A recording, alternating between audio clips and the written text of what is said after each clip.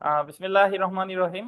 আজকে হচ্ছে 28শে April 2026।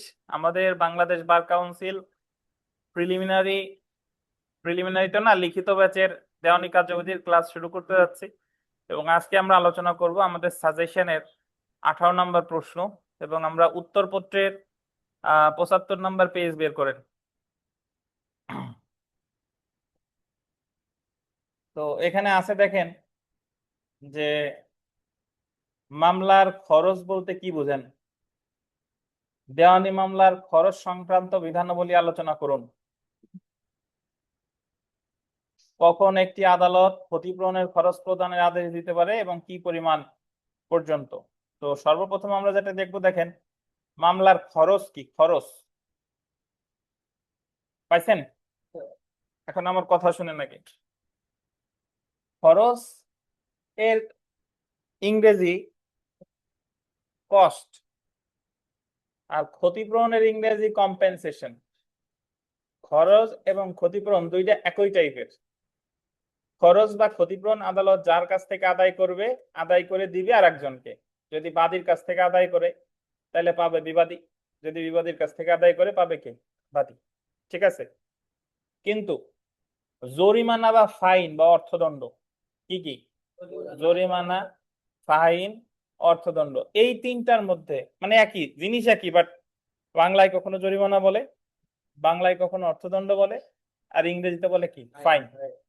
Fine যদি কখনো করা হয়, এই ফাইনটা পাবে হলো রাষ্ট্র। কে বলেন? রাষ্ট্র।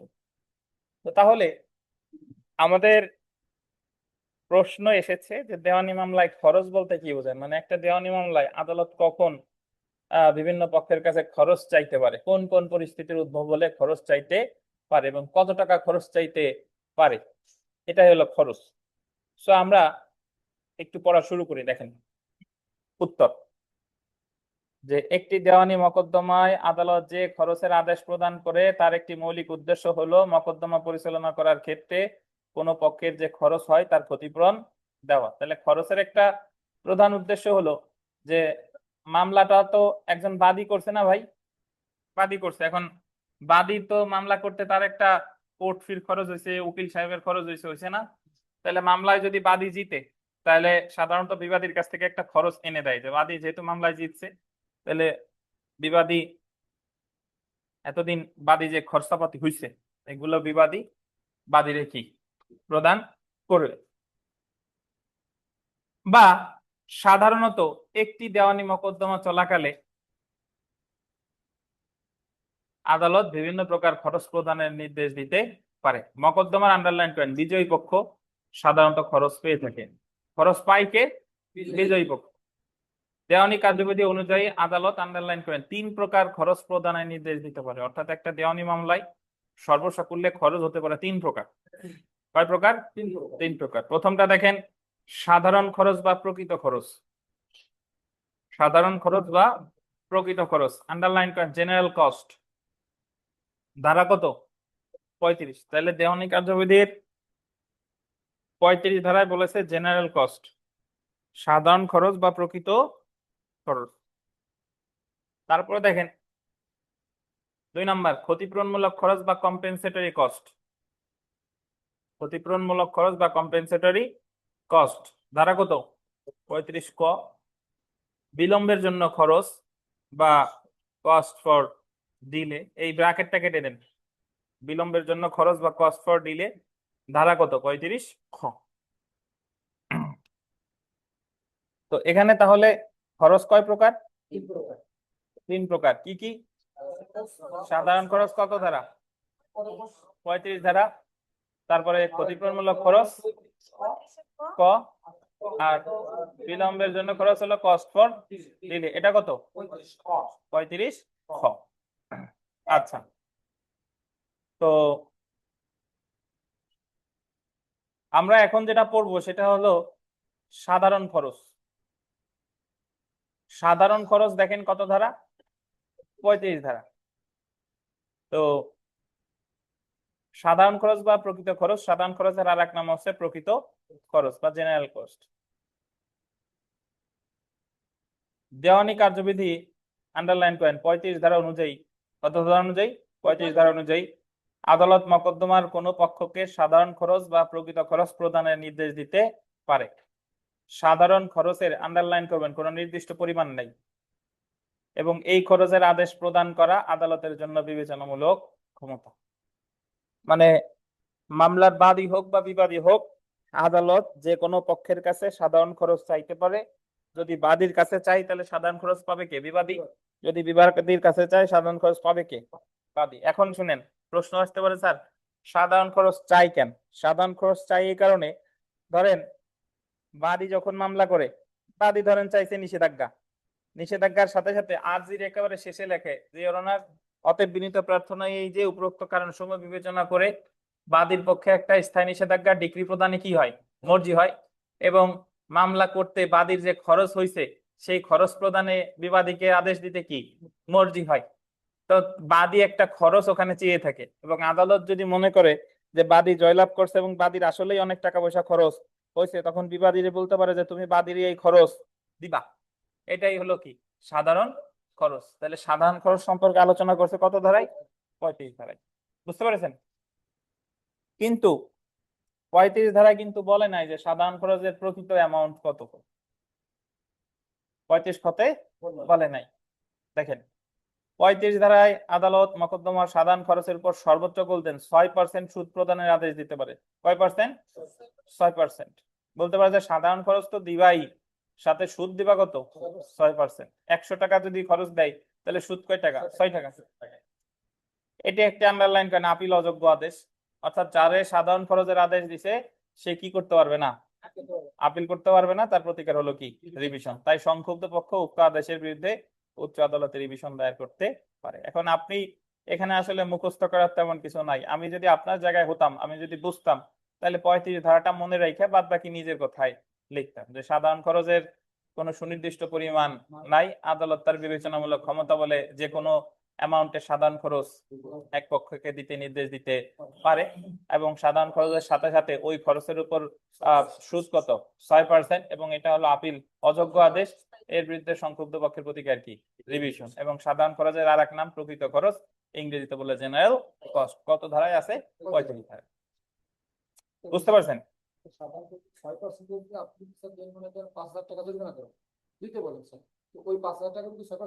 জি, জরিমানা না, ক্ষতিপূরণ। যদি খরচ 5,000 দিতে বলে, বলতে পারে যে 5,000 তো দিবাই, আর এই 5,000 টাকার উপরে 6% সুদও দিবা। জি। আমরা 2 নম্বরে চলে আসি, ক্ষতিপূরণমূলক খরচ বা কম্পেনসেটরি কস্ট। আমি একটা কথা প্রথমেই বলে দিই, সেটা হলো এই খরচ কিন্তু বাদীর কাছেও চাইতে পারে, বিবাদীর কাছেও চাইতে পারে। যদিও আমি প্রথমটা উদাহরণ দিয়েছি বাদী দিয়া, কিন্তু আদালত মনে করলে বিবাদীর কাছে, বিবাদী আবেদন করলে বাদীর কাছেও চাইতে পারে। কার কাছে চাবে এটা আদালতের ইচ্ছা। বুঝতে পারছেন? এখন দেখেন ক্ষতিপূরণমূলক খরচ বা কম্পেনসেটরি কস্ট, এটা 2025 সালের সংশোধনীতে আগে ক্ষতিপূরণমূলক কিছু লেখার দরকার নাই। শুনেন, আগে ক্ষতিপূরণমূলক খরচ ছিল 20,000, 2025 সালে ক্ষতিপূরণমূলক খরচ করেছে 50,000। এখন ক্ষতিপূরণমূলক খরচ কি এটা আমার বোঝা দরকার।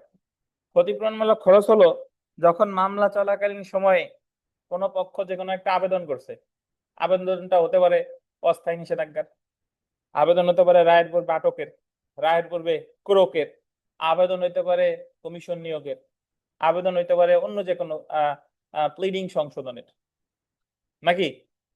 যে পক্ষ আবেদন করছে, আমি উদাহরণস্বরূপ ধরি, আপনারা যারা আসছেন, আমরা তো অস্থায়ী নিষেধাজ্ঞা কিছুদিন আগে পড়লাম না ভাই? অস্থায়ী নিষেধাজ্ঞার আবেদন করে 39 দেশের 1 অথবা 2, নাকি? এখন বাদী ধরেন অস্থায়ী নিষেধাজ্ঞা চাইছে, অস্থায়ী নিষেধাজ্ঞা চাইছে, তাহলে বিবাদী অস্থায়ী নিষেধাজ্ঞার দরখাস্তে কি দেয় বলেন তো? লিখিত আপত্তি। বাদী যেটা দিচ্ছে বিবাদী এসে কি দেবে? লিখিত আপত্তি। এখন বিবাদী এসে বলতেছে যে শুনানি, দুজনের শুনানি উপস্থিত হয়েছে, বাদী চাচ্ছে যে আমার যদি অস্থায়ী নিষেধাজ্ঞা না দেন আমার অপরিণীয় ক্ষতি হয়ে যাবে, সুবিধা অসুবিধার ভারসাম্য আমার এর উপরে লস হয়ে যাবে।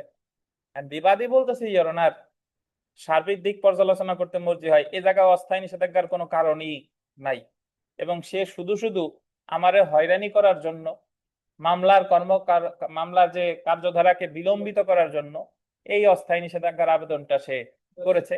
প্রকৃতপক্ষে তার এখানে কোনো অধিকার নাই, মিথ্যা তুচ্ছ হয়রানিমূলক ভাবে এই দরখাস্ত করছে। তাহলে বাদী বলতেছে এক কথা, বিবাদী বলতেছে কি আরেক কথা। এখন আদালত দেখা গেল বাদীর অস্থায়ী নিষেধাজ্ঞার আবেদন খারিজ করে দিছে। কি করে দিছে? খারিজ করে দিছে। বুঝছেন? অস্থায়ী নিষেধাজ্ঞার আবেদন খারিজ করে দিছে। এখন যদি খারিজ করে দেয়, তো তার মানে বিবাদী যে আবেদন করছে সেটা কি বলে প্রমাণিত হয়েছে? সত্য বলে প্রমাণিত হয়েছে। তার মানে আসলে বাদী মিথ্যা তুচ্ছ এবং হয়রানি করার জন্য এই কাজটা করছে নাকি? তাহলে বিবাদী বলতে পারে যে অনার, যেহেতু বাদীর আবেদন খারিজ হয়েছে, তাহলে আসলেই তো বাদী আমারে হয়রানি করার জন্য এই দরখাস্তটা করছিল, সো আমারে এখন বাদীরে বলেন ক্ষতিপূরণমূলক খরচ দিতে। তাহলে ক্ষতিপূরণমূলক খরচ আদালত বাদীরে বলবে, যেহেতু তোমার দরখাস্ত নামঞ্জুর হয়েছে, তার মানে তুমি আসলেই হয়রানি করার জন্য দরখাস্তটা করছিলা, মিথ্যা তুচ্ছ হয়রানিমূলক, তাহলে তুমি এক জায়গায় কম্পেনসেটরি কস্ট দিবা। কত টাকা? সর্বোচ্চ কত? 50,000। বুঝছেন? তাহলে সহজ কথা কি দাঁড়ায়, যখন দেওয়ানি মামলা চলাকালীন সময়ে কোনো পক্ষ কোনো দরখাস্ত করে, অপর পক্ষ হিসেবে দরখাস্তে কি দেয়? আপত্তি দেয়। আপত্তি দেওয়ার পরে যদি প্রমাণিত হয় যিনি দরখাস্ত করেছেন তিনি দরখাস্তটা হয়রানি করার জন্যই করেছেন, ওই দরখাস্তের কোনো কারণ অ্যাকচুয়ালি নেই, তখন তারে বলতে পারে যে তুমি ক্ষতিপূরণমূলক খরচ দিবা। সর্বোচ্চ কত? 50,000। ক্লিয়ার? কত ধারা ভাই? 35 ক। আগে ছিল কত? 20,000। 50,000 করছে কবে? 2025-এ। দেখেন, দেওয়ানি কার্যবিধির 35 ক ধারায় ক্ষতিপূরণমূলক খরচ সম্পর্কে আলোচনা করা হয়েছে। সাধারণত একটি দেওয়ানি মোকদ্দমা চলাকালে কোনো পক্ষ যদি একটি আন্ডারলাইন করে নেয় যে মিথ্যা তুচ্ছ বা হয়রানিকর দাবি করে, তাহলে উক্ত দাবিকারী পক্ষকে বলতে পারে অপর পক্ষকে ক্ষতিপূরণমূলক খরচ প্রদান করার জন্য। মানে যিনি দাবি করছে তারে বলবে যে তুমি ক্ষতিপূরণমূলক খরচ দিবা কারে? অপর পক্ষরে। ক্ষতিপূরণমূলক খরচ মঞ্জুর করা আদালতের জন্য বলতেন বাধ্যতামূলক। আমাদের আরিফ সাহেবের ভাষায় বাধ্যতামূলক। বুঝছেন? আচ্ছা, লাইট লাগবে কেন? দেন লাইট, দেন লাইট দেন। তো তাহলে আমরা বুঝলাম যে ক্ষতিপূরণমূলক খরচ মঞ্জুর করা আদালতের জন্য কি বাধ্যতামূলক। এখন আমি তো একটা উদাহরণ দিলাম অস্থায়ী নিষেধাজ্ঞা দিয়ে। আপনারা অনলাইনে যারা আছেন, অফলাইন না অনলাইনে যারা আছেন, আপনারা কি আরেকটা উদাহরণ দিতে পারবেন এই বাধ্যতামূলক, সরি মানে ক্ষতিপূরণমূলক খরচের আরেকটা উদাহরণ, যে এই ক্ষেত্রে ক্ষতিপূরণমূলক খরচ এর আদেশ দিতে পারে? অনলাইনে যারা আছেন ভাই,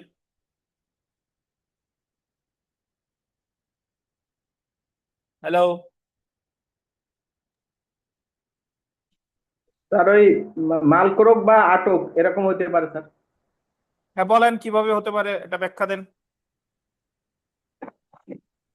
স্যার ওই রায়ের পূর্বে মালকোরক বা মাল আটকের জন্য যদি আদালত নির্দেশ দেয় এবং আছে অপরপক্ষ যদি সেটা আহ, এক পক্ষ যদি দরখাস্ত করে এবং অপরপক্ষ যদি প্রমাণ করে দেখায় যে না এরকম মালকোরক বা আটকের এমন কোনো গ্রাউন্ড নাই, এবং সেই ক্ষেত্রে অপরপক্ষ স্যার এটা পাইতে পারে এই ধন্যবাদ। ক্ষতিপূরণমূলক খরচ। দেখেন, এরকম বলা যায় এই যে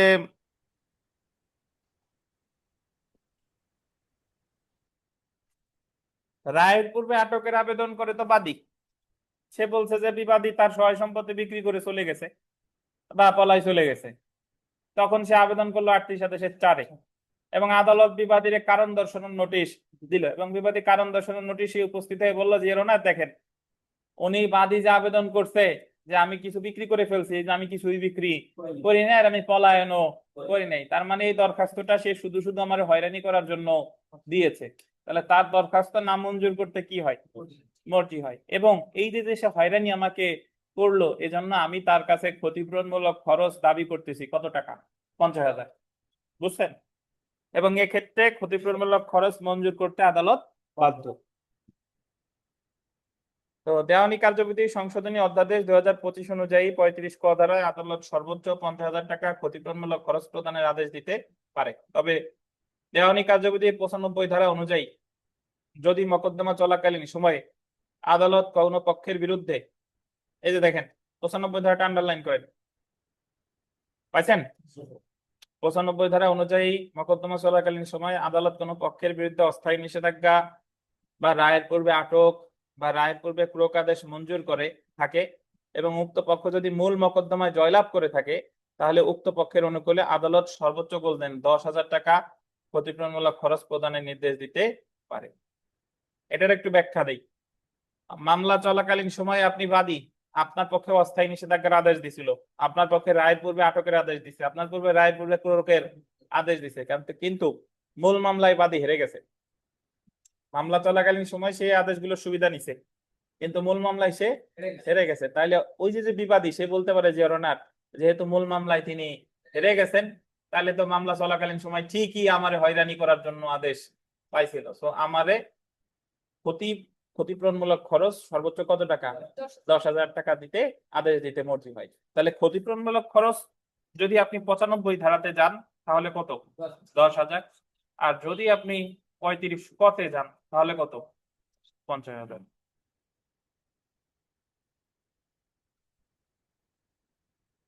এখানে বিশেষভাবে উল্লেখ্য যে আপিলের ক্ষেত্রে ক্ষতিপূরণমূলক খরচের আবেদন করা যায় না, অর্থাৎ আন্ডারলাইন করেন, যদি আপিলকারী পক্ষ আপিলে হেরে যায় তাহলে তার নিকট ক্ষতিপূরণমূলক খরচ দাবি করা যাবে না। একটু বুঝেন, মূল মামলায় হারছেন, হারার পরেই তো আপিল করে নাকি ভাই? আপিল করছে, এখন আপিলেও হারছে, আপিলেও।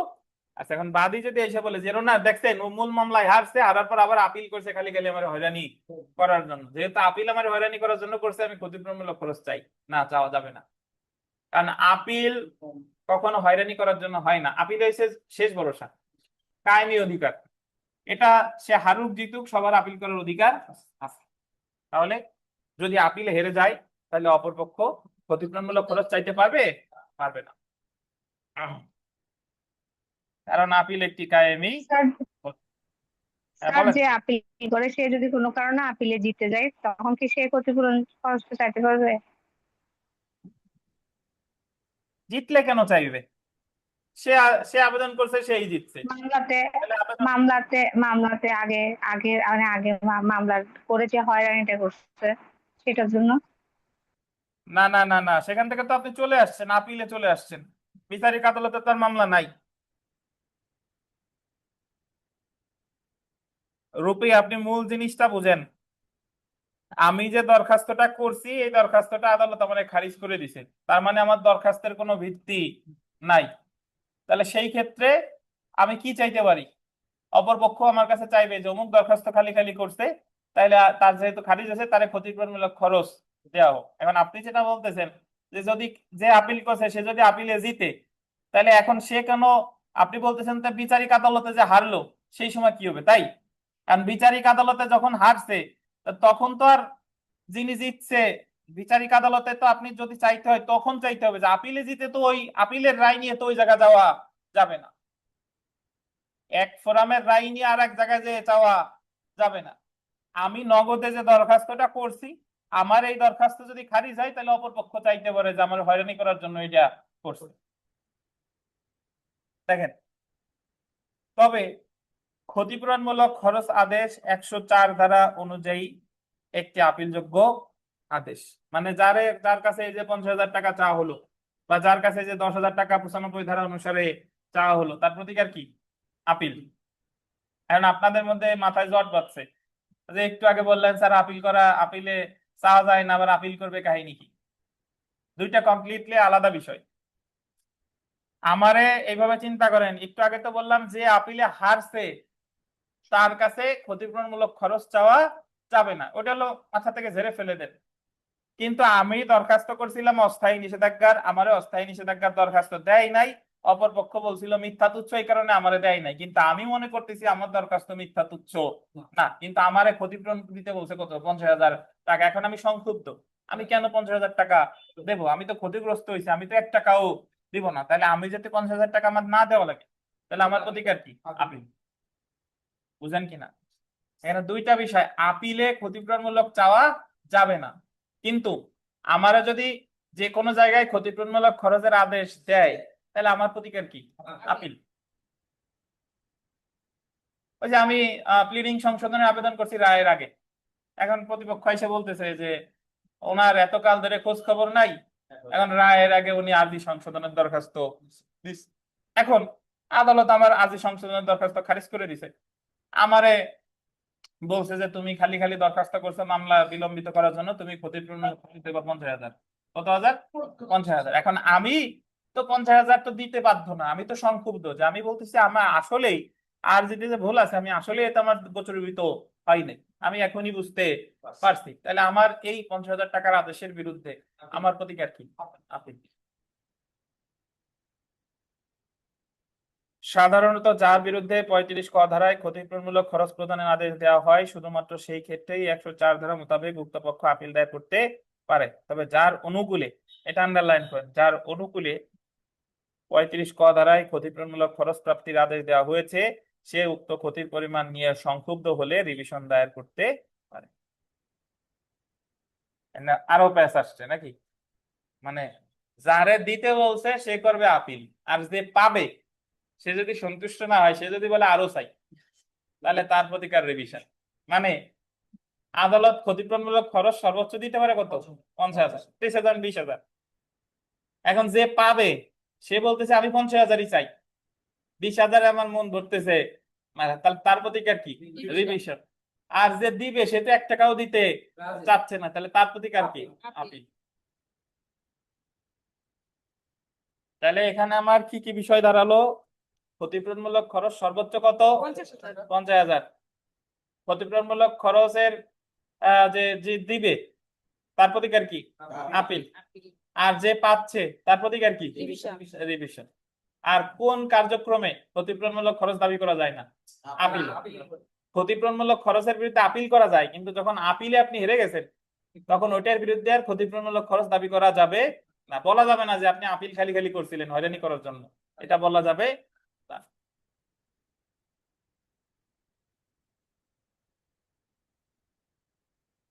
কে বোঝেন নাই বলেন?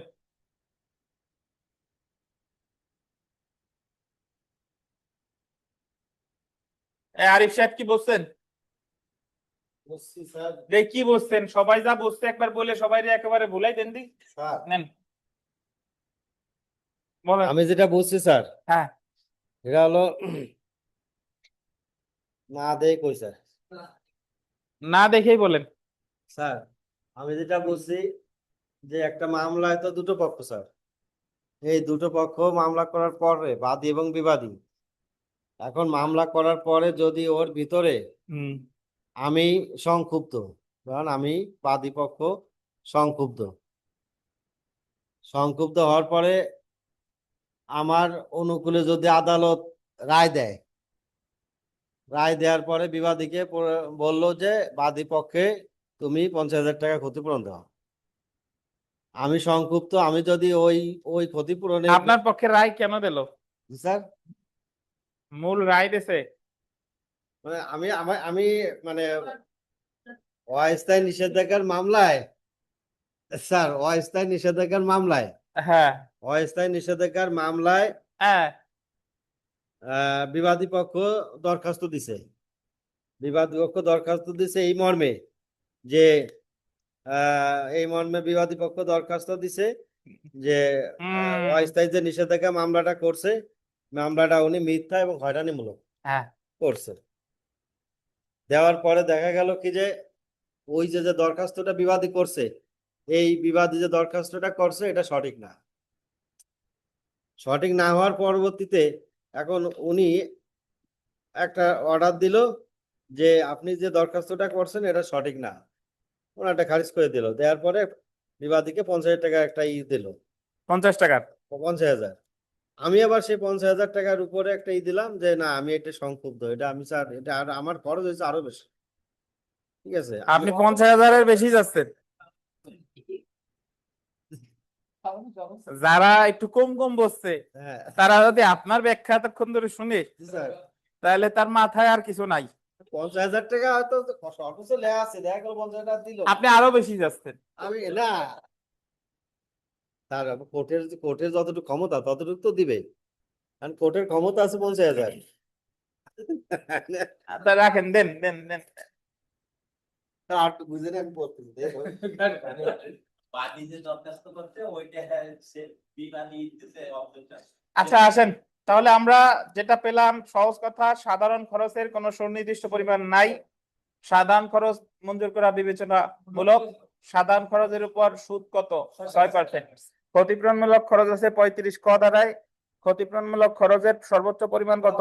50,000। এবং এটা মঞ্জুর করতে আদালত বাধ্য। ক্ষতিপূরণমূলক খরচের বিরুদ্ধে প্রতিকার কি? আপিল। আর যে ক্ষতিপূরণমূলক খরচ পাবে সে যদি মনে করে যে আমার আরো দরকার, তাহলে প্রতিকার কি? রিভিশন। এই তো আমরা চলে আসি সুবিধাটা না স্টুডেন্ট বলতে পারছেন সেটা বা রায় বা আটক বা কোনো তোলে পিছনে বলতে না তো ওই আলাদা সুবিধা দিচ্ছে সেটা। মানে পিছনে বলতে না কত 10,000 টাকা কথা হ্যাঁ তো যদি আমি রায় বা আটকের সুবিধাটা আমি নিয়ে থাকি স্যার হ্যাঁ এখন পরবর্তীতে হচ্ছে আমি মামলা ঠকে গেছি এখন আপনি কি ওই যে 5,000 টাকা সহকারে আপনার সাথে দেবেন হ্যাঁ 50,000 দেবেন তারপর মোবাইল আচ্ছা দেখেন, এই বিলম্বের জন্য খরচ, কস্ট ফর ডিলে, বিলম্বের জন্য খরচ, এটা এই কথাটার অর্থ কি? দেরি হয়েছে সে তার জন্য খরচ। যে কোনো দরখাস্ত আমার দেওয়ার কথা ছিল আরো আগে, কিন্তু আপনি যথাসময়ে দিতে পারেন নাই। ধরেন আপনার ইলেকট্রিসিটি বিল দেওয়ার একটা তারিখ থাকে, তারপরে পানির বিল দেওয়ার একটা তারিখ থাকে, এই তারিখের মধ্যে দিলে যা আসছে তাই, আর এর পরে দিলে কি দেওয়া লাগবে? আলাদা ফি দেওয়া লাগবে নাকি জরিমানা দেওয়া লাগবে। এই বিলম্বের খরচ তাই। একটা দরখাস্ত, ধরেন আরজি সংশোধনের দরখাস্ত, আদালতের মনে হচ্ছে যে এই দরখাস্ত আপনি আরো আগে দিতে পারতেন, কিন্তু ইচ্ছা করে এই দেরিতে আনছেন যাতে মামলার কর্মকাণ্ড আরো কিছুদিন চলে। তখন আদালত বলতে পারে যে তুমি তো এই আগেই দিতে পারতা, যেহেতু এতদিন আগে দাও নাই, এখন এটা অ্যাকসেপ্ট করা যাবে না। তবে করতে পারি যদি তুমি কি দাও? বিলম্বের খরচ দেবে। এই খরচ কি বিচারক নিবে? না, এই খরচ যদি বাদী দেয় পাবে কে? বিবাদী। বুঝতে পারছেন? এটা হলো একটা। আর একটা হলো যে ক্ষেত্রে আদালত কোন নির্দিষ্ট সময় নির্ধারণ করে দিছে, আদালত বলে দিছে যে এটা সময় এতদিন, এটা সময় এতদিন, এই সময়ের মধ্যে ধরেন আরজি সংশোধনের দরখাস্ত ওই কোর্ট ফি সংশোধনের জন্য সময় দিছে 21 দিন, এখন 21 দিনের মধ্যে সে পারে নাই, বা এটা হয় না, এটা বাদে বলি প্লিডিং সংশোধনের দরখাস্ত সময় দেন 14 দিন, কিন্তু সে আসছে 20 দিন পরে। কারণ আদালত বলতে পারে যে তোমার সময় দিয়েছিলাম 14 দিন, তুমি তো 6 দিন লেট, তাহলে তোমার এটা মঞ্জুর করা যেতে পারে যদি তুমি বিলম্বের খরচ দাও। এটাই হলো cost for delay. Cost for delay আলোচনা করছে কত ধারায়? 35 খ। 35 খ দেখেন, দেওয়ানি কার্যবিধির 35 খ ধারায় বিলম্বের জন্য খরচ সম্পর্কে আলোচনা করা হয়েছে। সাধারণত একটি মোকদ্দমা চলাকালীন সময়ে অন্তর্বর্তীকালীন দরখাস্ত দায়েরে, এই শব্দটা আন্ডারলাইন করেন, অন্তর্বর্তীকালীন দরখাস্ত। আশরাফুল বলেন তো অন্তর্বর্তীকালীন দরখাস্ত কাকে বলে?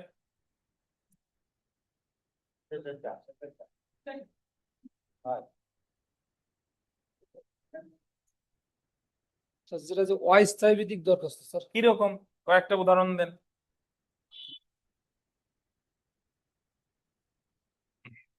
স্যার যেমন আমি যে অস্থায়ী নিষেধাজ্ঞা একটা দরখাস্ত দিয়েছি স্যার ওইখানে স্যার আমার মনে হচ্ছে আরো আর্জেন্ট আমার একটা অস্থায়ী নিষেধাজ্ঞা না, আপনার কনসেপ্ট ক্লিয়ার না। দেন ইরার দেন, রথিন সাহেব দেন। অস্থায়ী নিষেধাজ্ঞা দরখাস্ত করার পরে দেন ওই রহিম দেন। সবাই একটা মামলা দাখিলের পরে হ্যাঁ আর চূড়ান্ত শুনানির আগে এই যত দরখাস্ত দেওয়া হয় এই সমস্ত দরখাস্তকেই অন্তর্বর্তীকালীন দরখাস্ত। ধন্যবাদ। মামলা দায়ের করার পরে যত দরখাস্ত দায়ের করা হয় সব অন্তর্বর্তীকালীন দরখাস্ত। সময়ের আবেদন অন্তর্বর্তীকালীন দরখাস্ত, রায়ের পূর্বে আটক অন্তর্বর্তীকালীন দরখাস্ত, রায়ের পূর্বে ক্রুজ অন্তর্বর্তীকালীন দরখাস্ত, রিসিভারের আবেদন অন্তর্বর্তীকালীন দরখাস্ত। বুঝছেন? তারপরে কমিশন নিয়োগের আবেদন কি? অন্তর্বর্তীকালীন দরখাস্ত। বুঝেন নাই বোধহয়? এখন আপনাদের মাথায় ঢুকছে অন্তর্বর্তীকালীন নিষেধাজ্ঞা, কিন্তু এটা বলছে তো অন্তর্বর্তীকালীন দরখাস্ত, মানে মামলা চলাকালীন সময়ে যে দরখাস্ত গুলো করা হয় সেটারই বলে কি? অন্তর্বর্তীকালীন দরখাস্ত। এই যে দেখেন, সাধারণত একটি মোকদ্দমা চলাকালীন সময়ে অন্তর্বর্তীকালীন দরখাস্ত দায়েরে বিলম্বের কারণে আদালত বিলম্বের জন্য খরচ প্রদানের আদেশ দিতে পারে। আপনার শিট কো এক শিট ফটো, এক সেট ফটোকপি করে এই জায়গায় রেখে যাবেন। এ তো আর টাকা না, কেউ নেবে না নে, কিন্তু শিট রেখে যাবেন। দেখেন, আচ্ছা দেখেন, তো তাহলে আদালত বিলম্বের জন্য খরচ, যারা চশমা আনতে ভুলে যান, এই শীট আনতে ভুলে যান, তারা চশমায় জায়গায় একটা রেখে যাবেন, যে আমি যদি কোনোদিন ভুলে রেখে আসি তাহলে যাতে এই জায়গায় এসে পড়া যায় আর কি। দেখেন, হ্যাঁ। বিলম্বের কারণে আদালত বিলম্বের জন্য খরচ প্রদানের আদেশ দিতে পারে। 35 খ ধারা অনুযায়ী বিলম্বের জন্য আদালত সর্বোচ্চ গোল্ডেন 3000 টাকা খরচ প্রদানের আদেশ দিতে পারে। তাহলে ভাই, কস্ট ফর ডিলে সর্বোচ্চ কত? 3000। প্রিলি যারা পরীক্ষার্থী আছেন তারা মনে রাখবেন, পরীক্ষায় প্রশ্ন আসবে যে সর্বোচ্চ বিলম্বের খরচ কত? 3000। কত ধারায়? 35 খ। 35 খ। কি মন খারাপ নাকি? তেল পান না এই কারণে? তেল পান না এই কারণে কি মন খারাপ? আচ্ছা আচ্ছা আচ্ছা, দেখেন, তেল দিয়ে কাজ নাই। ওই পাবনা রূপপুরিতে 1 গ্রাম ইউরেনিয়াম এনে দেবানি, 50-60 বছর চালানো যাবে, সমস্যা নাই। দেখেন 35, হ্যাঁ, 35 খ ধারা অনুসারে নির্ধারিত কোন সময়ের মধ্যে কোন দরখাস্ত বা কোনো আবেদন দায়ের না করা হলে আদালত সর্বোচ্চ 2000 টাকা বিলম্বের খরচ প্রদানের আদেশ দিতে পারে। আবার পড়েন 35 খটা বললেন, 35 খ আন্ডারলাইন করেন, নির্ধারিত সময়ের মধ্যে। পাইছেন? এ জায়গা বলছে কি, মানে একটা দরখাস্ত যে সময়ের মধ্যে দেওয়ার কথা ছিল আপনি সেই সময়ের মধ্যে দেন নাই, তাহলে কত টাকা খরচ প্রদানের নির্দেশ দিবে? 2000।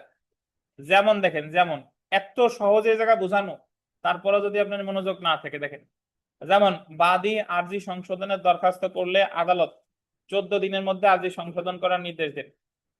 বাদী বলছে যে আমার আর্জিতে সগীরের জায়গা দবির হয়ে গেছে, এই সংশোধনের আবেদন করছে, তাহলে আদালত সময় দিছে কয়দিন? 14 দিন, যে 14 দিনের মধ্যে তুমি সংশোধন করে দিবা। আদালত এই জায়গায় সময় নির্ধারণ করে দিছে না ভাই? দিছে। এক্ষেত্রে বাদী যদি উক্ত 14 দিন উত্তীর্ণ হওয়ার পরে, আন্ডারলাইন করে, কয়দিন উত্তীর্ণ হওয়ার পরে?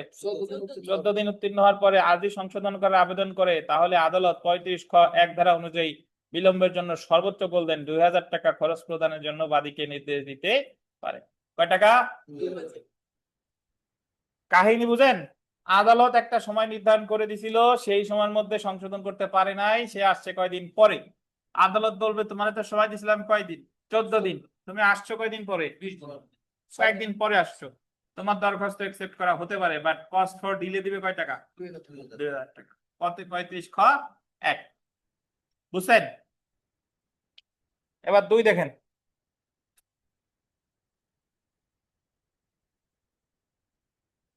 আল্লাহর কি রহমত দেখছেন, কি ঠান্ডা ঠান্ডা। আজকে এসিও লাগতেছে না, কিছু লাগতেছে না। দেখেন দেখেন 35 খ, ফ্যান এটা অফ করে দেন, এমনি বাতাস আসতেছে, এটা অফ করে দেন, এটা। দেখেন 35 খ 2 অনুসারে আদালতের মতে মকদ্দমার কোন পক্ষ কর্তৃক যে দরখাস্ত বা আবেদন, আন্ডারলাইন করবেন, পূর্বেই পেশ করা যেত বা তা করা উচিত ছিল। মানে একটা দরখাস্ত এটা আরো আগে দায়ের করা যেত।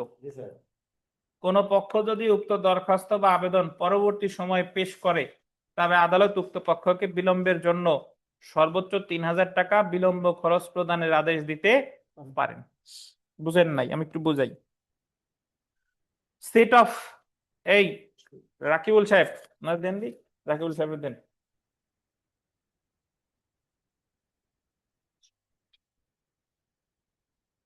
রাকিবুল সাহেব বলেন সেট অফ কি?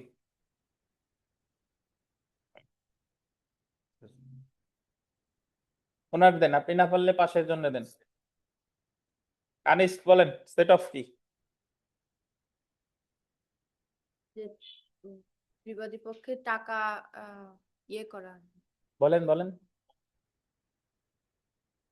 বাদী অর্থের মামলা করলে বিবাদী এসে বলে যে আমিও বাদীর কাছে এত টাকা পাই, সেটা হচ্ছে দাবি সমন্বয়ের যে আবেদন, এটারে কি বলে? Set of. মনে আছে ভাই? এখন সেট অফ সাধারণত দাবি করতে হয় লিখিত জবাবের সাথে বা প্রথম শুনানির সময়, নাকি? এখন আপনি লিখিত জবাব যখন দিছেন তখন সেট অফ করেন নাই, সেট অফের দাবি করেন নাই, রায় ঘোষণা করবে তার কয়দিন আগে এসে বিবাদী বলতেছে যে আমি ও বাদীর কাছে এত টাকা পাই। এখন আদালত বলবে যে তোমার এই দরখাস্ত কবে দেওয়ার কথা ছিল, আরো আগে দেওয়ার সুযোগ ছিল, আরো আগে তো তুমি দেওয়া নেই, এত দেরিতে আসছো, এখন তুমি যদি খরচ দাও তাহলে তোমার এটা মঞ্জুর করা যেতে পারে। 35(খ)(2) তাহলে এই ক্ষেত্রে সর্বোচ্চ খরচ 3000। একটু দেখেন, একটি দেওয়ানি মকদ্দমায় বিবাদী আদালতের অনুমতি ব্যতীত সম্ভাব্য প্রথম সুযোগে বা লিখিত জবাব দাখিলের সাথে সেট অফের দাবি উত্থাপন করতে পারেন। বিবাদী যদি মকদ্দমার আন্ডারলাইন করবেন ইস্যু গঠনের পরে সেট অফের দাবি করে, সেক্ষেত্রে আদালত সর্বোচ্চ কত 3000 টাকা বিলম্ব খরচ প্রদান সাপেক্ষে বিবাদী সেট অফের দাবি মঞ্জুর করতে পারেন। কারণ বিবাদী উক্ত দরখাস্ত পূর্বেই পেশ করতে পারত। বুঝেন নাই? 35(খ)(1) আর 35(খ)(2) এর পার্থক্য কি? 35(খ)(1) হলো আপনার আদালতের কাছে আপনি আবেদন করছিলেন, আদালত নির্দিষ্ট একটা সময় দিছিল, এটা হলো 35(খ)(1) 2000। আর 35(খ)(2) হলো আপনি আদালতের কাছ থেকে কোনো সময় অলরেডি নেন নাই, কিন্তু ওই দরখাস্তটা আরো আগে দেওয়া যেত, তাহলে সেই ক্ষেত্রে হলো 35(খ)(2) কত টাকা? 3000। আপনি আমার কাছে আসছেন যে আপনার কাছে পড়তে চাই, আমি বললাম যে 20 দিনের মধ্যে যোগাযোগ করেন, আপনি যোগাযোগ করছেন 30 দিন পরে, তাহলে আমি যে সময় দিছিলাম সেই সময় পরে আসছেন 2000। 35(খ)(1) আপনি আমার সাথে জীবনেও কোনো যোগাযোগ করেন নাই, পরীক্ষা হলো 1 মাস পরে আজকে আসছেন পড়তে চাই, বললাম যে আপনার তো আরো আগে পড়তে আসা উচিত ছিল, এখন পড়াইতে পারি কিন্তু কস্ট ফর ডিলে দিতে হবে 35(খ)(2) কত? 3000। বুঝছেন এবার? তাহলে কস্ট ফর ডিলে কখনো 2000, কখনো কি 3000। বুঝেন নাই? কে বুঝেন নাই বলেন? 2000 3000 টাকা বলছি। আপনি যা বুঝছেন দেখি কি বুঝছেন বলেন দি দেখি। না বললে ভুলে যাবে না, থাক ভাই। না না না না না। আরে টাকা 3 টাকার মতো থাকে। এই যে ওই সময় 3000 টাকা। স্যার 3000 এবং 2000 টাকা সেই ক্ষেত্রেই হয় থাক যদি থাক, থামেন থামেন, একটু পরে বলতেছি, দাঁড়ান। 35(খ) ধারা অনুযায়ী বিলম্বের জন্য খরচ প্রদানের আদেশ হলো একটি আপিল অযোগ্য আদেশ, তাই উক্ত আদেশের বিরুদ্ধে সংশ্লিষ্ট পক্ষ রিভিশন করতে পারে। তাহলে আমরা যে 3 প্রকার খরচ পেলাম, এই 3 প্রকার খরচের ক্ষেত্রে শুধুমাত্র একটার ক্ষেত্রে সংশ্লিষ্ট পক্ষ আপিল করতে পারে, সেটা ক্ষতিপূরণমূলক খরচ, আর বাকি দুইটার ক্ষেত্রে কি করতে পারে? রিভিশন। বাকি দুইটার ক্ষেত্রে রিভিশন। এই হলো আমাদের 3 প্রকার খরচ।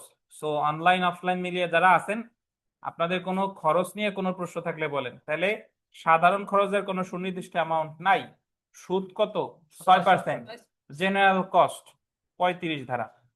ক্ষতিপূরণমূলক খরচ 35(ক), যে ক্ষেত্রে আপনি একটা মিথ্যা তুচ্ছ বা হয়রানি করার জন্য দরখাস্ত দিচ্ছেন, তখন আদালত বলতে পারে আপনি ক্ষতিপূরণমূলক খরচ দিবেন, সর্বোচ্চ কত? 50,000। দিলে সংক্ষুব্ধ পক্ষের প্রতিকার কি? আপিল। এবং ক্ষতিপূরণমূলক খরচ দিতে কি আদালত বাধ্য নাকি? আর এটা আপিলে দাবি করা যাবে না। আর 35(খ)তে আছে কস্ট ফর ডিলে, 35(খ)(1)-এ আছে কস্ট ফর ডিলে 2000, (খ)(2)-তে আছে কস্ট ফর ডিলে কত? 3000। আর এটাও দেওয়া বিবেচনামূলক, নট বাধ্যতামূলক, এটার বিরুদ্ধে প্রতিকার কি? রিভিশন। স্যার 10000 টাকাটা একটু দেখেন। স্যার কোন খরচটা কে পাবে স্যার, একটু যদি বলতেন একবার।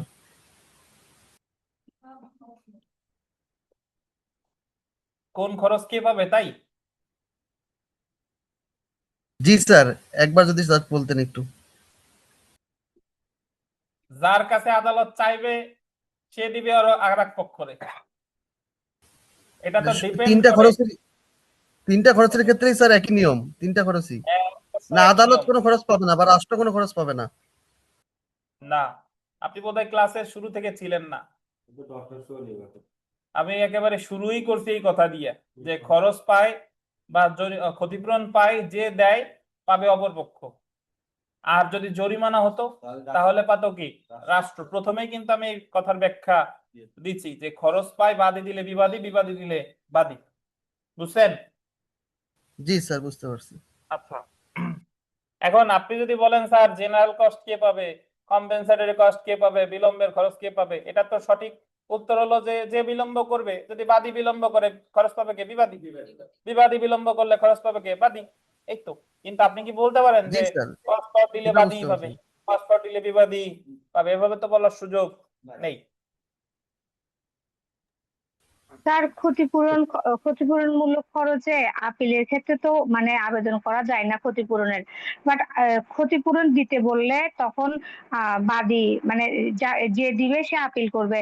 তো স্যার এই ক্ষতিপূরণ যদি আবেদন করা না যায় তাহলে ক্ষতিপূরণ দিতে বলবে কেন? মানে এই জিনিসটা বুঝতে পারছি না আমি। কোনটা আবেদন করা না যায়? আপনার প্রশ্ন আমি বুঝি নাই। ওই যে ক্ষতিপূরণমূলক খরচে আপিলের ক্ষেত্রে যেটা ক্ষতিপূরণের জন্য আবেদন করা যায় না, তো আবেদনে যদি করা না যায় তাহলে ক্ষতিপূরণ দিতে বলবে কেন? আবার আপিলও মানে এটার বিরুদ্ধে আবার দিতে বললে আপিল করবে বলছেন, এই জিনিসটা বুঝতে পারছি না আমি। আপনারা অনলাইনের কেউ কি ওনার প্রশ্নের উত্তর দিতে পারবেন? অনলাইনে কেউ কি বুঝছেন, নাহলে আমারই দিতে হবে? অনলাইনে কি কেউ বুঝছেন নাকি সবাই না বুঝে চুপ করে আছেন? স্যার পুরোপুরি বুঝি নাই স্যার, মনে হচ্ছে যে বুঝতে পারছি কিন্তু পুরোপুরি বুঝি নাই। রুপি, ঠান্ডা মাথায় শুনেন। আপনারে, আপনি একটা মামলায় হেরেছেন, আগে ক্ষতিপূরণমূলক খরচ মাথা থেকে বের করেন। মানে ওই 50,000, আগে এভাবে শুনেন, আপনি একটা দেওয়ানি মামলায় হারছেন, হারার পরে আপনি যখন দেওয়ানি মামলায় হারেন, সংক্ষুব্ধ পক্ষ কি করে? আপিল করে। এখন আপিল করার পর আপিলেও আপনি হারছেন, তাহলে মূল মামলায় যিনি জিতছে সে বলতে পারে যে রোনার দেখেন, ওই যে যে আপিল করছে এ তো মূল মামলায়ও হারছে আবার আপিলেও হারছে, তাহলে আমারে শুধু শুধু হয়রানি করার জন্য আপিলটা করছে। ও যেহেতু আপিলে হেরে গেছে তাই আমি ক্ষতিপূরণমূলক খরচ চাই। কত টাকা? 50,000 টাকা। বুঝছেন? আপিলের সময় এই দাবি করা যাবে না। কেন যাবে না? কারণ আপিল সবার একটা কায়েমি অধিকার। বুঝছেন? আমরা তো জানি যে মিথ্যা স্যার তুচ্ছ এটা আমি আবেদন করলে বুঝতে পারছি। ক্ষতিপূরণমূলক খরচ আবেদন করে নাকি? তাহলে আমি যেহেতু আপিলে হেরে গেছি, অপরপক্ষ হিসেবে যদি বলে তাহলে আপিল তো মূল মামলায় তো হারছে, ও তো জানে আগের থেকে আপিলেও হারবে, খালি খালি আমার হয়রানি করার জন্য এই আপিল এত বছর চালাইছে। আপিল সবার একটা কাহিনী অধিকার, আপিলে এটা ক্ষতিপূরণমূলক খরচ চাওয়া যাবে না। এইটুক বুঝছেন? এইটুক মাথা থেকে এবার স্যার এইটুক। এটা বুঝতে পারছি। হ্যাঁ হ্যাঁ, এখন বুঝেন। এই সিনারিও বাদ, এই যা বললাম এটা শেষ। ধরেন একটা মামলার বিচার চলতেছে, বিচার চলার সময় আপনি যে প্লিডিং সংশোধনের আবেদন করছেন, প্লিডিং সংশোধনের আবেদন করলে অপরপক্ষ এসে বলছে যে রোনার এই মুহূর্তে প্লিডিং সংশোধনের কোনো আবেদনের মানে প্লিডিং সংশোধনের কোনো ভিত্তি নাই, আপনার দরখাস্ত নামঞ্জুর করে দিছে, এবং আদালত আপনারে বললো যে তুমি শুধু শুধু এই এই আবেদন করছো, তুমি ক্ষতিপূরণমূলক খরচ দেবো 50,000। তখন এর বিরুদ্ধে আপনার প্রতিকার কি? আপিল। যে আমি সংক্ষুব্ধ, আমি কেন 50,000 দিব? তাহলে ক্ষতিপূরণমূলক খরচের বিরুদ্ধে আপিল করা যায়, এটা এক কথা। আর আপিলে হেরে গেলে ওই হারা পক্ষের কাছে ক্ষতিপূরণমূলক খরচ দাবি করা যায় না, এটা আর এক কথা। যারা বুঝেন নাই আমি আর বলবো না, এটা রেকর্ডিং এ শুনবেন। দুইটা কমপ্লিটলি দুই জিনিস। আমি আপিলে হারছি, অপরপক্ষ এসে বলতে পারবে না যে আমি আপিল খালি খালি করছিলাম। আপিলে ক্ষতিপূরণমূলক খরচ দাবি করা যায় না। আর যে কোনো ক্ষেত্রে আমার কাছে আদালত ক্ষতিপূরণমূলক খরচ চাইছে, তখন আমি যদি সংক্ষুব্ধ হয়ে যাই, আমি কেন ক্ষতিপূরণমূলক খরচ দেব? আমার প্রতিকার কি? আমি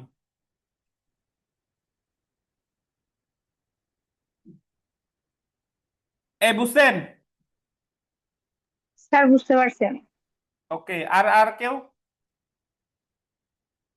অনেকেই বুঝে না। আপনারা ধন্যবাদ, আপনি প্রশ্ন করছেন। এ জায়গায় অনেকেই বুঝে নাই, ওরা চুপচাপ করে থাকে, ভাবে যে জারি টারি দেয় নাকি জিজ্ঞেস করলে। বাট আপনার জিজ্ঞেস করতে হবে, নাহলে আমি বুঝবো কিভাবে আপনি বুঝেন নাই।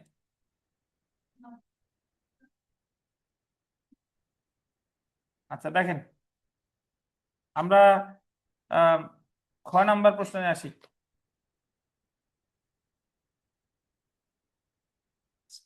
নাবালকের পক্ষে আসন্ন বন্ধু নেক্সট ফ্রেন্ড ব্যতীত মকদ্দমা দায়েরের ফলাফল কি?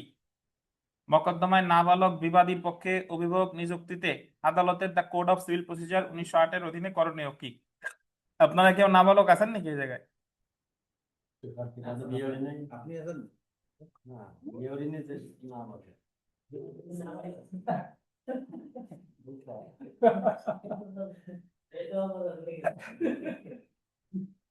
আচ্ছা শুনেন, নাবালক হলো যার বয়স 18 বছরের কম, সেই নাবালক। এখন আমাদের আইনে আছে যে নাবালক কখনো মামলা করলে একা একা মামলা করতে পারবে না, তাকে একজনের মাধ্যমে করতে হবে, যার মাধ্যমে করে সেটাকে বলে নেক্সট ফ্রেন্ড বা আসন্ন বন্ধু, বুঝছেন? এবং সে যদি আসন্ন বন্ধু ছাড়া মামলা করে তাহলে তার মামলা নথি থেকে অপসারণ করা হবে। এই যে নাবালকের মামলা, এই সম্পর্কে আলোচনা করেছে দেওয়ানি কার্যাবলীর 32 আদেশ। কত আদেশ? 32 আদেশ। দেখেন, নাবালকের পক্ষে বা বিপক্ষে মকদ্দমা দায়ের সম্পর্কিত বিধানাবলী দেওয়ানি কার্যবিধি 1908 আন্ডারলাইন করবেন 32 আদেশে আলোচনা করা হয়েছে। সাধারণত নাবালক হয়ে গেছে, নাবালক হবে, নাবালক সাবালক হওয়ার পূর্বে নিজে স্বয়ং বাদী হয়ে কোনো মামলা করতে পারে না। তবে 32 আদেশের বিধানাবলী এর ব্যতিক্রম। এই আদেশের বিধান অনুসারে একজন নাবালক আসন্ন বা পরবর্তী বন্ধুর মাধ্যমে মকদ্দমা দায়ের করতে পারে। নাবালক কার মাধ্যমে মামলা করবে? আসন্ন বা পরবর্তী বন্ধু।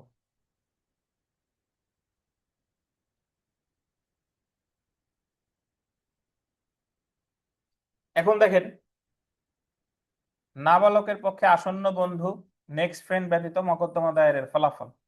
নাবালকের পক্ষে আসন্ন বন্ধু ছাড়া মকদ্দমার ফলাফল সম্পর্কে the code of civil procedure 1908 আদেশ 32 বিধি 2 এ আলোচনা করা হয়েছে। এই দুই বিধি অনুসারে আসন্ন বন্ধু ছাড়া মকদ্দমা দায়ের করা হলে, আন্ডারলাইন করবেন, বিবাদী আরজিটি খরচা সহ নথি হতে অপসারণ করার জন্য আবেদন করতে পারে। কোন নাবালক যদি আসন্ন বন্ধু ছাড়া মামলা করে তাহলে বিবাদী কি করবে? আরজিটি খরচা সহ নথি থেকে অপসারণ করার জন্য আবেদন করতে পারে, মানে তার মামলা যাতে না চলে, এলো সাফ কথা। আচ্ছা, এখন দেখেন, মকদ্দমায় নাবালক বিবাদীর পক্ষে অভিভাবক নিযুক্তিটা আদালতের করণীয়। মকদ্দমায় নাবালক বিবাদীর পক্ষে অভিভাবক নিযুক্তিতে আদালতের করণীয় সম্পর্কে the code of civil procedure 1908 আদেশ 32 বিধি 3 ও 4 বর্ণনা করা হয়েছে। 3 বিধি অনুসারে যে ক্ষেত্রে, আন্ডারলাইন করবেন, বিবাদী একজন নাবালক হয়, মানে যার বিরুদ্ধে মামলা করছে সে একজন নাবালক, সেক্ষেত্রে আদালত উক্ত নাবালকের মকদ্দমার জন্য একজন উপযুক্ত ব্যক্তিকে অভিভাবক নিযুক্ত করবেন। তাহলে বিবাদী যদি নাবালক হয় তাহলে বিবাদীর অভিভাবক ঠিক করে দিবে কে? আদালত। প্রস্তাবিত অভিভাবকের মকদ্দমার বিরোধী বিষয়ে নাবালকের স্বার্থের, আন্ডারলাইন করেন, স্বার্থের প্রতিকূলে কোনো স্বার্থ থাকবে না। মানে যারেই যে নিয়োগ করে দিল, নাবালকের স্বার্থের প্রতিকূলে তার কোনো স্বার্থ থাকবে না, মানে রক্ষক যেন ভক্ষক না হয়। বিধি 4 অনুসারে নিম্নোক্ত ব্যক্তি মকদ্দমায় আসন্ন বন্ধু বা অভিভাবক হতে পারে। মানে কে কে আসন্ন বন্ধু বা অভিভাবক হতে পারে সেটা বলছে। সুস্থ মনের অধিকারী এবং প্রাপ্ত বয়স্ক, এবং যে ব্যক্তির স্বার্থ ওই নাবালকের স্বার্থের প্রতিকূল নয়, এবং একই মকদ্দমার বিবাদী নাবালকবাদীর আসন্ন বন্ধু হতে পারে না। মানে যে বিবাদী সে কখনো নাবালকবাদীর আসন্ন বন্ধু হতে পারে না, মকদ্দমার বাদী নাবালক বিবাদীর অভিভাবক হতে পারে না। এখন বলতে পারেন, স্যার বিবাদী কেন আবার আসন্ন বন্ধু হবে, বা বাদী কেন আবার অভিভাবক হবে? হতে পারে, কেন?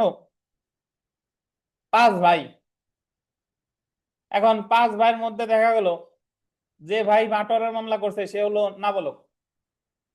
এখন বিবাদী বাকি 4 ভাই, বাটোয়ারা মামলায় তো বিবাদী বাকি 4 ভাই। এখন যিনি মামলা করছে দেখা গেল ওই এক ভাইরে আবার সে বানাইছে নেক্সট ফ্রেন্ড, হবে না, কারণ সে তো অলরেডি কি আছে, বিবাদী আছে, আর তার স্বার্থের পরিপন্থী এটা, এজন্য সেটা বলছে।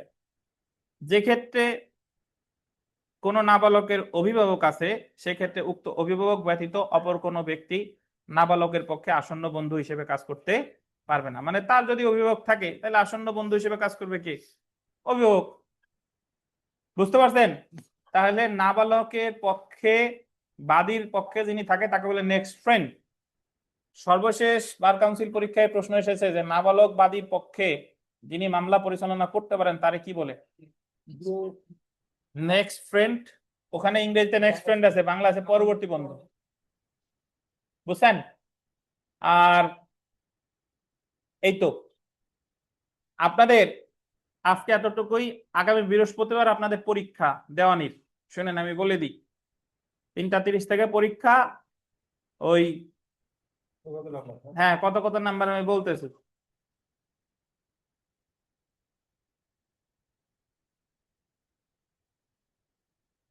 এক, দুই,